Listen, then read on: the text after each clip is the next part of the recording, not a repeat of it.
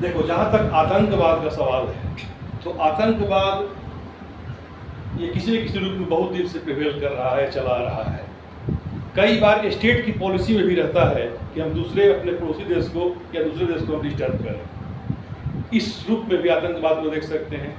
और कई बार कंट्री में कुछ वैसे ग्रुप होते हैं जो कि उनकी कुछ डिमांड होते हैं और उन लोगों के डिमांड को फुलफिल नहीं करने पर लंबे समय में वो लोग ऐसा उपेक्षित महसूस करते हैं और वो लोग टेररिस्ट ग्रुप का फॉर्मेशन कर लेते हैं।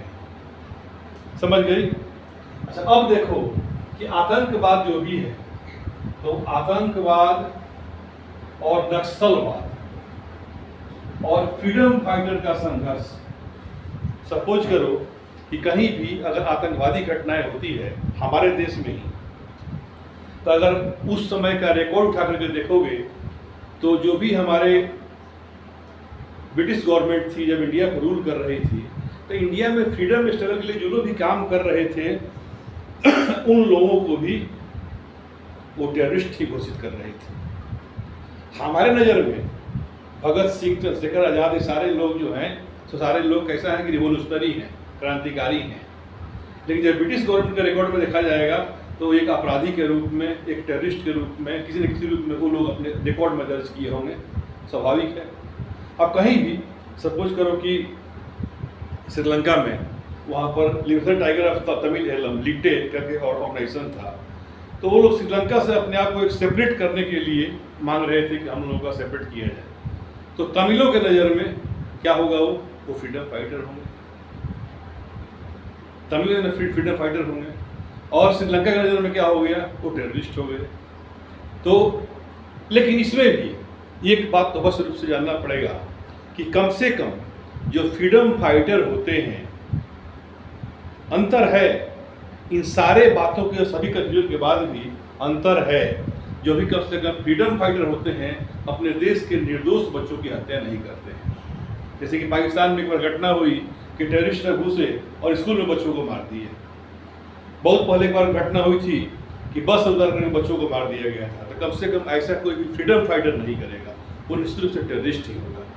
ठीक? तो टेररिस्ट का जो कंसेप्ट है, तो टेररिस्ट और फ्रीडम फाइटर दो का डिफरेंस आप तो समझ गए होंगे कि दोनों में अंतर क्या है। इसके बाद से एक जो है, जो आतंकवाद पूर्ण रूप से जो होता है ये सोशियो पॉलिटिकल होता है, ठीक ना? और इसमें लोग सेपरेट होने की बातें करते हैं कि हम सेपरेट हो जाएंगे, अलग हो जाएंगे। जैसे कि कश्मीर में हुआ, जैसे कि मान लो कि तुम्हारा खालिस्तान मूवमेंट चला था, ये लोग पूर्ण सेपरेशन की बात करेंगे। लेकिन जो नक्सलवाद है, ये नक्सलवाद ये कंट्री से अलग होने की बात नहीं करेगा, ये देश से अलग होने की बात नहीं करेगा। जैसे कि 1967 में बंगाल के नक्सलवाड़ी विलेज में ये मूवमेंट शुरू हुआ। और उस समय कानून सन्याल वगैरह कई 2-3 आदमी थे जो इसका फाउंडर इसके थे इसके, और ये मूवमेंट बहुत तेज चला। तो इन लोगों का मकसद था कि जो भी सामाजिक आर्थिक परिवर्तन कुछ किया जाए, ताकि जो भी हम लोगों का हक जो चोरी हो रहा है बड़े लोगों के द्वारा, तो अपने हक के लिए ये लोग आंदोलन चलाए थे। तो ये नक्सलवाड़ी जो गांव था, इसीलिए इसको कहा गया नक्सल मूवमेंट कहा गया। हालांकि इसको इमरजेंसी के टाइम में जब सिद्धार्थ शंकरी जब वेस्ट बंगाल के जो वहाँ चीफ मिनिस्टर थे, तो काफ़ी हद तक और इतना अच्छा दमन किया गया कि जो भी लोग वैसे थे, मिसगाइडेड लोग थे, लगभग उन लोग खत्म ही कर दिया गया। पुलिस घुसती थी और एक लॉ एंड ऑर्डर का मामला मान करके लगभग नक्सलवादी जो मूवमेंट चल रहा था उसको लगभग वहाँ खत्म ही कर दी। अब किसी न किसी रूप में, दूसरे रूप में है और जगह, जैसे कि आप देखोगे कि वहाँ कहीं पीपुल्स वार ग्रुप से लेकर के, आंध्रा से लेकर के और एक नेपाल की पट्टी तक, ये पूरा बिहार झारखंड पकड़े हुए इस ढंग से कुछ है। लेकिन अब सारे लोग मुख्य धारा में शामिल हो चुके हैं। तो आतंकवाद जैसे कि मान लो कि जो पंजाब में चल रहा था, वैसे ही आप ये देखोगे कि फ्रीडम फाइटर का संघर्ष और नक्सलवाद, इस सारे में अंतर है, इस सभी में अंतर है। तो आतंकवाद को अगर फिलॉसफी के रूप में देखोगे तो जैसे लोकतंत्र जैसे चलता है, संविधान से चलता है। लोकतंत्र अपने यहाँ डेमोक्रेसी है, तो डेमोक्रेसी कैसे चलता है? कॉन्स्टिट्यूशन से चलता है, संविधान से चलता है। वैसे ही गांधी का जो था कंसेप्ट कि हम सर्वोदयी समाज का स्थापना करेंगे, सबका उदय हो, तो सर्वोदय के लिए गांधी ने कंसेप्ट क्या दिया था कि हम सत्याग्रह करेंगे, सत्याग्रह, कि सत्याग्रह के द्वारा हम सर्वोदय समाज की स्थापना करेंगे। ठीक वैसे ही जैसे कि मार्क्सवाद है, जो कि कार्ल मार्क्स ने जो कहा था, सिद्धांत दिया था मार्क्सवाद का, तो कहा था कि मार्क्सवादी जो भी हैं निश्चित रूप से हिंसा करेंगे। मतलब कम्युनिस्ट में रिवोल्यूशन, क्रांति कहते हैं, क्रांति, कम्युनिज्म में कंसेप्ट है रिवोल्यूशन का, निश्चित रूप से क्रांति होगी, तो रिवोल्यूशन होगा, वहाँ पर ही मार्क्सवाद में कंसेप्ट है। वैसे ही जो फासिस्ट होते हैं, जैसे कि हिटलर हुआ, मुसोलिनी हुआ, जिसको कि नाजी और फासीवाद कहते हैं, हिटलर का नाजिज्म और मुसोलिनी का फासिस्ट, तो नाजी और फासिस्ट जो होते हैं ये लोग आतंकवाद का सहारा लेते हैं, ये लोग आतंकवाद का सहारा लेते हैं, जो नाजी और फासिस्ट होते हैं। तो ये लोग पूरे अपोजिशन को ही खत्म करने का इस ढंग का करते हैं, किसी न किसी रूप में कोई न कोई तरीके अपना करके जो भी विरोध करने वाले लोग हैं, जो भी अपोजिशन करने वाले लोग हैं, इन लोगों को खत्म कर दिया जाए। और ठीक हिटलर ने वैसा ही किया, मुसोलिनी ने वैसा ही किया।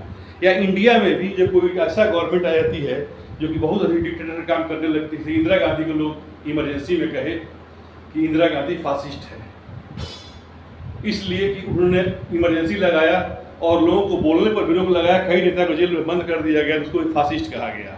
तो हमारे यहाँ भी जब कोई आदमी जब बहुत अधिक ये करने लगता है, जब कोई नेता जब बहुत अधिक अपना चलाने लगता है तानाशाही, तो जो लोग कहते हैं कि फासिस्ट है, फासिस्ट है। कई अपोजिशन वाले अभी प्रेजेंट जो गवर्नमेंट है इस पर भी बोलते हैं कि फासिस्ट गवर्नमेंट है, फासिस्ट गवर्नमेंट है, अपने अनुसार से डिसीजन लेती है। तो इस रूप में हम देखते हैं कि आतंकवाद एक फिलॉसफी के रूप में। अब एक दूसरा रूप देखोगे कि किसी भी कंट्री में ऐसा है कि कुछ वैसा उपेक्षित लोग होते हैं, जैसे कि मान लो कि श्रीलंका में हुआ कि जो भी वहाँ के ओरिजिनल लोग थे, जो भी सिंगली लोग थे, तो सिंगलियों ने तमिल को कई जगह जॉब में या किसी चीज़ में रिप्लेस कर दिया, गवर्नमेंट जॉब में लोग नहीं आए, और बाद में तमिल अपने आप को इतना उपेक्षित महसूस किए कि वो लोग हिंसा का सहारा ले लिए।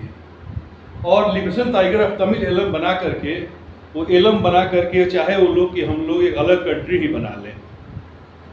तमिलनाडु के लोगों का इंडिया का सिंपैथी था, लेकिन फिर भारत सरकार अपना पाँव पीछे खींच ली, इसलिए कि इन लोगों को लगा कहीं जाफना पर कहीं अलग कर लिए तो फिर तमिलनाडु को भी मांग करेंगे, और फिर ग्रेटर तमिलनाडु की बात होगी, और फिर भारत की अखंडता के लिए, इंडिया की एकता के लिए खतरा हो जाएगा। ठीक ना। और खैर उस मूवमेंट को श्रीलंका गवर्नमेंट ने बढ़िया से क्रश कर दिया, और प्रभाकरण जो था उसका हेड था, प्रभाकरण मारा भी गया।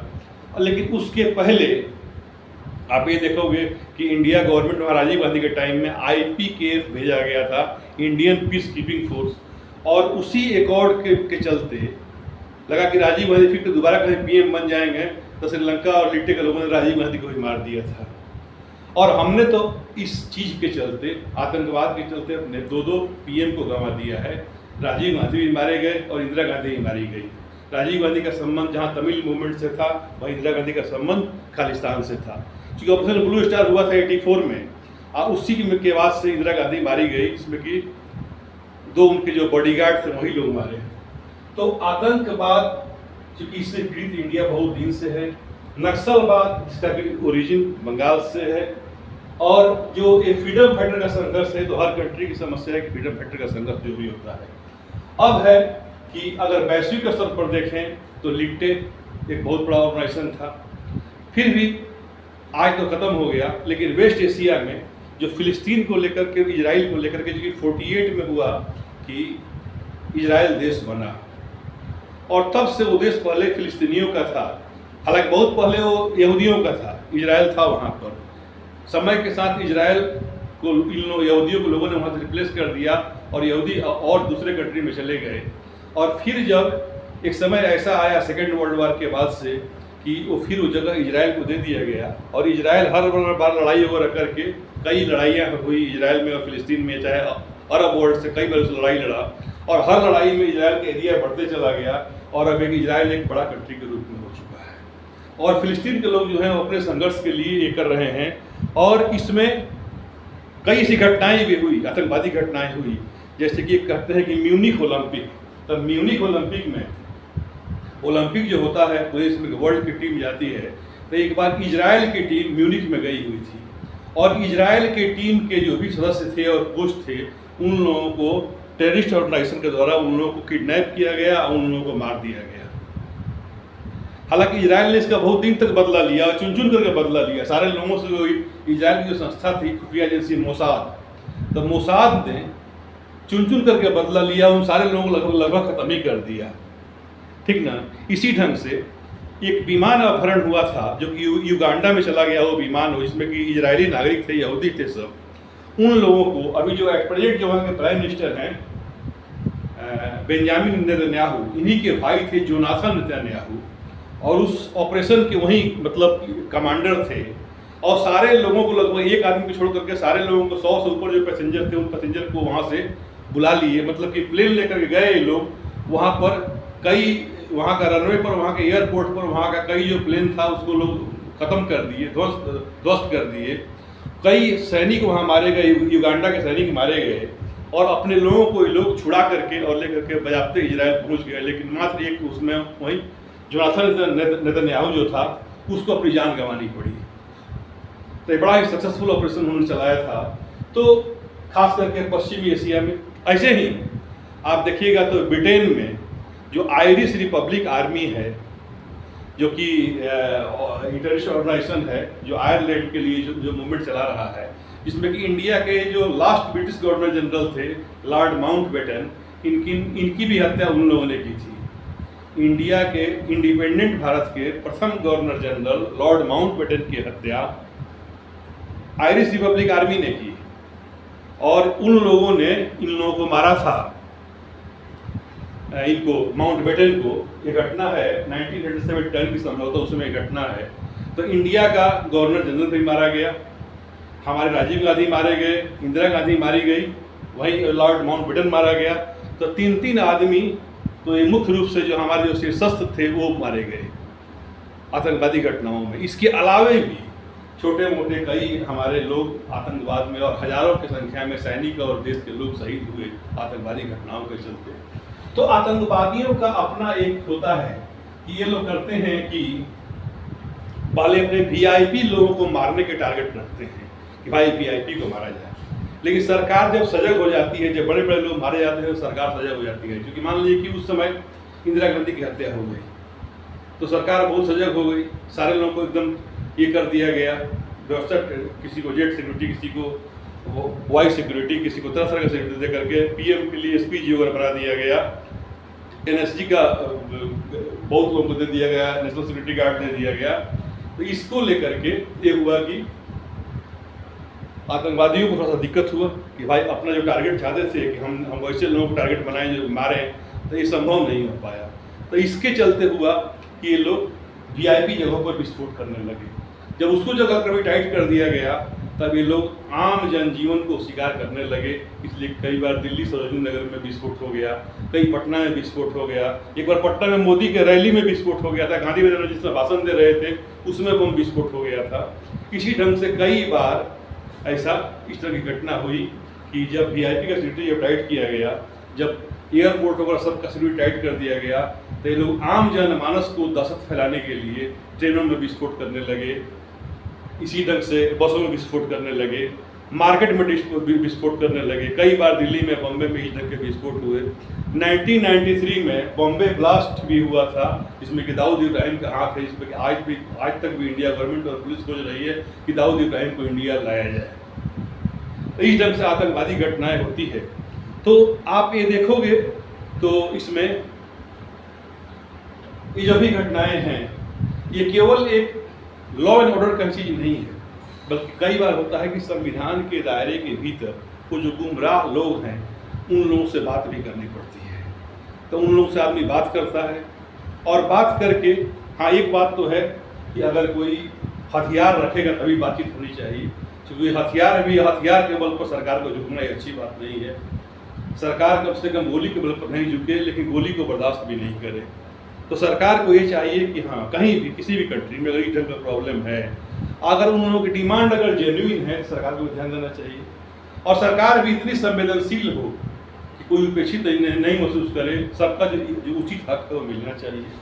लेकिन अगर जानबूझ कर कोई इस ढंग से घटना कर रहा है, जैसे खास करके अभी देख रहे हैं कि पूरे वेस्ट एशिया में कई ऐसे ग्रुप हैं चाहे वो हूती हो, चाहे वो इसका हो, जो भी गाज़ा में जो प्रॉब्लम कर रहे हैं वो लोग हों, ठीक ना, चाहे वो इसके हिजबुल्ला के लोग हों, ठीक ना, बीच में बगदादी वगैरह भी कई थे। ये सब ओसामा बिन लादेन का था, जिन्होंने कि वर्ल्ड ट्रेड सेंटर पर अमेरिका में कराया था, बहुत बड़ा घटना का अंजाम दिया था।